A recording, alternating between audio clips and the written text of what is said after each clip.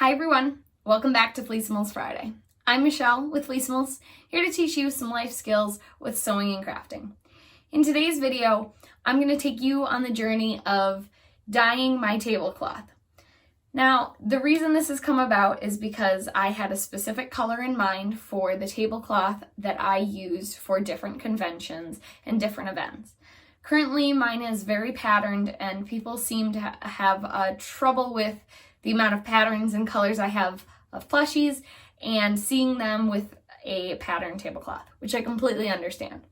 So I went to the store to try to find a light teal fabric that is in the quilting section. And the reason that I chose the quilting section is because they have fabric that is a width of 108 inches, which normally a regular bolt, cotton fabric on a bolt is going to be 44 inches at a max of 56.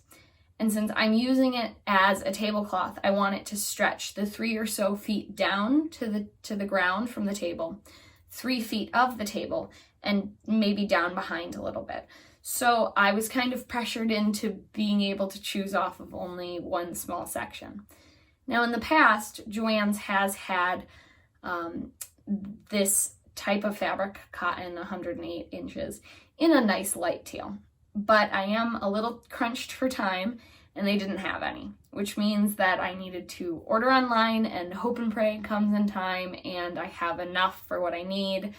Or I could buy a cheaper version of a white muslin, which I'll explain what that is soon, and dye it myself using some liquid dye.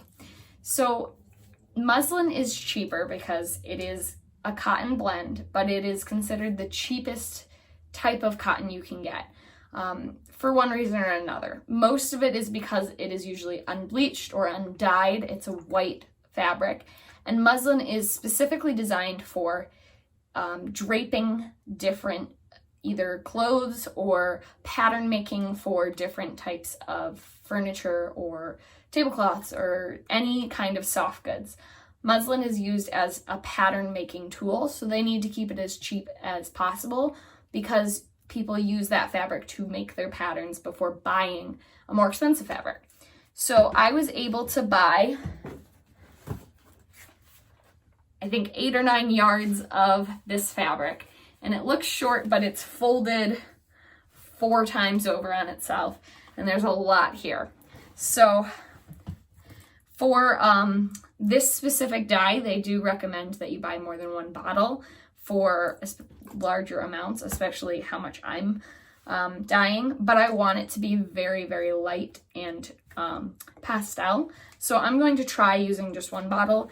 And the beauty of this is you can always dye it again and get a darker result. You can't always, you actually really can't lighten it later.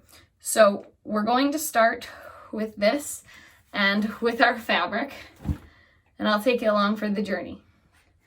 All right, so sitting in this tub, in my bathtub, is a large bin, and I wrapped it in a garbage bag in order to hopefully be able to preserve my bin as much as possible. I could have gone out and bought a new bin or used one that I had and hope that it gets clean, but I found that this is a good easy way to preserve what you have.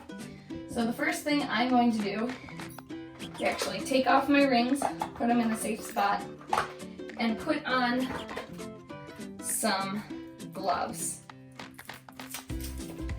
so I don't dye my hands. I already have an outfit on that is okay to get dye on it, at least to the colors that I'm working with, but I will be extra careful.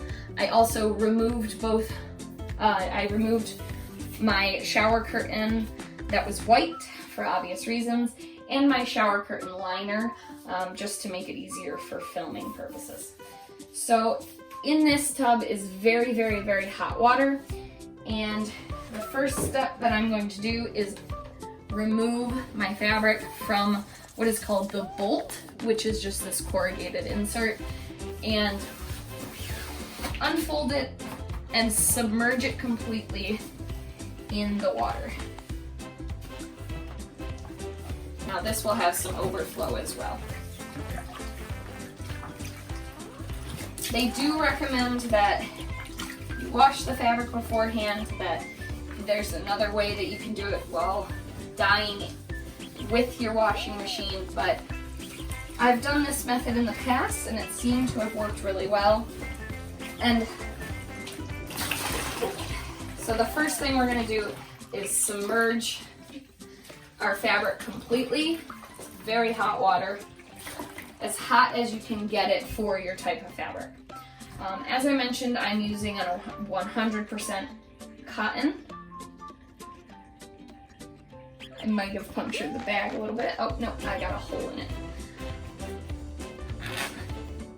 There we go. So I'm using 100% cotton, which is really great for absorbing dyes. Cotton is a natural fiber that comes from plants. When you're using something that's like rayon or poly, those are going to be plastic based, so they're not going to absorb dye the same way that cotton is. So the reason that we're submerging it in water is to get the fibers to start soaking up the liquid to begin with, which will give a more even dye later on. I also have this mixing stick.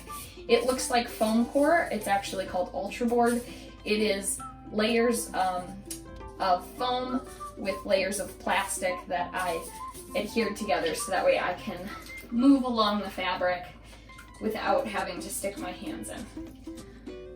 So now that this is dissolved, what my dye did recommend is to add a little bit of salt.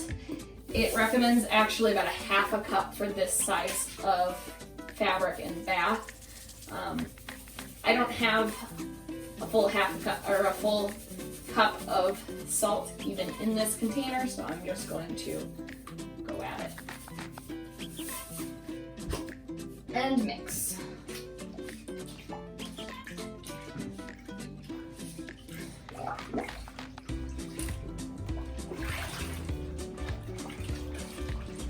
I would recommend getting longer gloves as these are very short, but this is what I had on hand, and for a project like this, the reason I didn't buy another bin is it can be expensive to buy all the fabric and a new bin and new gloves, so going simple.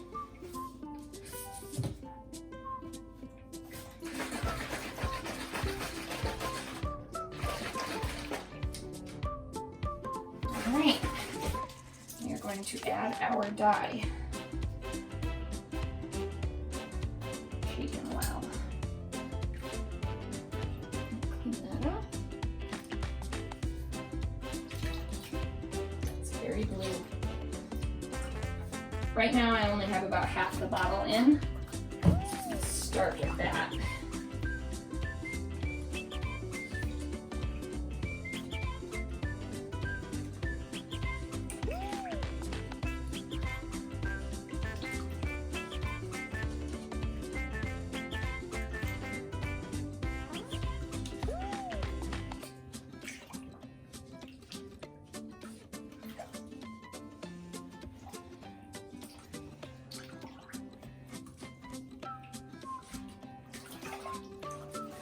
Now this is the splotch of where the dye actually got right onto the fabric, so we're going to keep that submerged as long as possible and hopefully it'll all even out.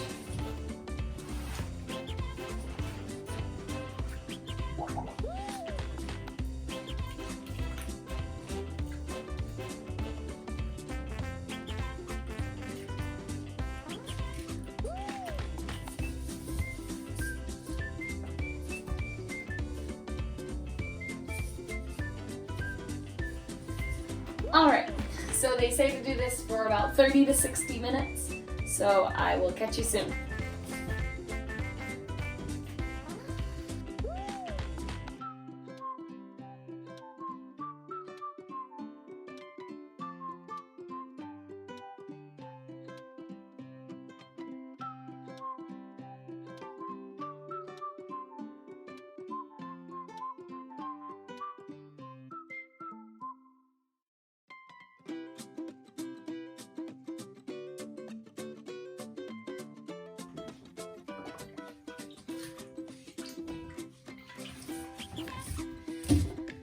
I am gonna add a tiny bit more dye to the water. Like I said, for this, it recommended for 2 large adult t-shirts to use half the bottle. I'm using 8 yards of extra wide cotton.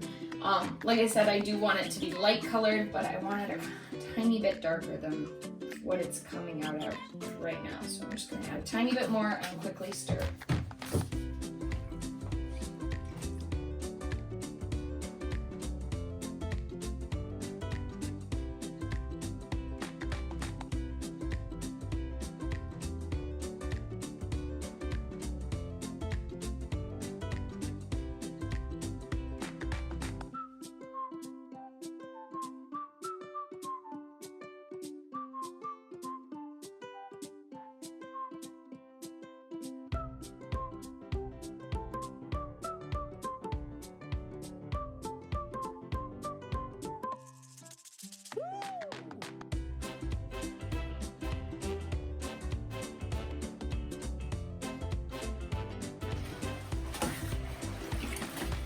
All right, so now that it's been about a half hour, I'm just going over everything and checking to make sure there are no like white spots before I do the scariest part, which is to put it in my tub without the bin. So, the key is cold water. So I'm going to rinse this in cold water and to get all of the excess dye out. So it's gonna be a little loud.